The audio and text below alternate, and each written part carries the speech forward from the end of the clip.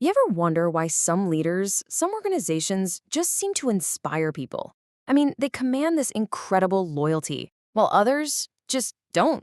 Well, it turns out there's a pattern to it, a way of thinking that all the most influential leaders share. So today, we're going to dive into that pattern, all based on Simon Sinek's incredible idea, start with why. So let's kick things off with a little puzzle. What in the world could Apple, Martin Luther King Jr., and the Wright brothers possibly have in common? I mean, they were all in completely different fields, right? And yet, they all managed to achieve these incredible things by following the exact same, kind of counterintuitive pattern. All right, to get to the bottom of this, let's jump back in time to the turn of the 20th century. There was this huge, high-stakes race to do something that pretty much everyone thought was impossible: powered manned flight. Okay, so on one side, you have this guy, Samuel Langley. He had what everyone thought was the perfect recipe for success. I mean, he got a $50,000 grant from the War Department, he had a dream team of all the smartest people, and the media was following his every move. He was absolutely the odds-on favorite to win this thing. But then, hundreds of miles away in Dayton, Ohio, you've got Orville and Wilbur Wright, just tinkering away in their bicycle shop. They have zero funding, no fancy connections, and absolutely no press. But you know what they did have? They were driven by a cause, a belief. They believed that if they could just figure this flying machine out, it would change the course of the world. And that belief, well, that inspired a commitment that money just can't buy. Or think about Apple. When Steve Wozniak and Steve Jobs were starting out in that garage, they weren't just building computers. No way. They were fueled by this rebellious spirit, this deep belief that the little guy, the average person, should have the power to take on the big corporations. They weren't just a company, they were leading a revolution. And then there's Dr. Martin Luther King Jr. I mean, think about it. There were no invitations sent out, no email list, no website to check, and yet, on a hot August day in 1963, 250,000 people just showed up in Washington, D.C. How? Why? Because he didn't give a speech about what America needed to change. He told them what he believed America could become. So what's the secret sauce here? What's the common thread? It's that all these incredible, inspiring leaders, they thought, they acted, and they communicated in the exact same way. And it turns out it's the complete opposite of how pretty much everyone else does it.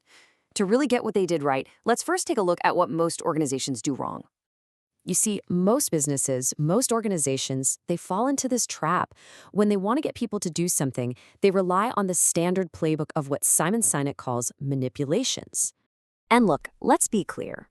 These tactics, dropping prices, running promotions, using fear or aspirational messages, they absolutely work. They can be incredibly effective at driving results in the short term. But they come with a hidden cost, and it is a very, very high one. And here's the absolute key distinction. Manipulations can get you repeat business. Sure, people will buy from you again and again because the price is right or the promotion is good, but they will never ever create loyalty. Loyalty is something different. Loyalty is when a customer is willing to go out of their way, to turn down a cheaper or even a better product just to stick with you. That's not a transaction. That's a relationship. So if manipulation is the wrong way, then what's the right way? Well, this brings us to the big reveal, the secret pattern that all those inspiring leaders we talked about follow. It's a really simple idea called the Golden Circle, and it is the key to inspiring action, not just forcing it. This is it, the Golden Circle. It's a framework that helps us understand how leaders can inspire that deep-seated loyalty and real engagement, all by communicating from the inside out. Right at the very center of it all is your why. And listen, this is not about making a profit. That's just a result. Your why is your purpose. It's your cause. It's your core belief. It's the one single reason your organization even exists. And honestly, it's the one thing that most people in organizations can't even articulate. Okay, moving one layer out, you've got the how. These are the specific things you do that bring your why to life. This could be your unique values or a special process you have that really sets you apart from the crowd. And then on the very outside, you have the what. Now, this is the easy part. It's the products you sell, the services you offer, the job you do. It's all the tangible, rational stuff that we can easily see and point to. Now, this is how most companies talk to us. They communicate from the outside in, right? From the clearest thing, the what, to the fuzziest, the why. They lead with what they do and how they do it, and, it's perfectly logical, but it's completely uninspiring. But inspiring leaders, man, they flip the whole thing on its head. They communicate from the inside out. They start with why. Just listen to how Apple does it. All of a sudden, the whole sales pitch feels completely different, doesn't it? You're not being sold a computer, you're being invited to join a cause. And this right here, this is the whole point. People don't buy what you do, they buy why you do it. Your products and services, they're just the tangible proof of what you believe. They become symbols that let us show the world what we stand for. Now get this. This isn't just some feel-good marketing idea. The reason the Golden Circle is so incredibly powerful is that it's not based on psychology, it's based on biology. It actually maps perfectly to how our brains are wired to work. Think of it like this. Our neocortex, that's the newest part of our brain. It corresponds to the what level. It's our rational brain. It understands language, facts, and figures.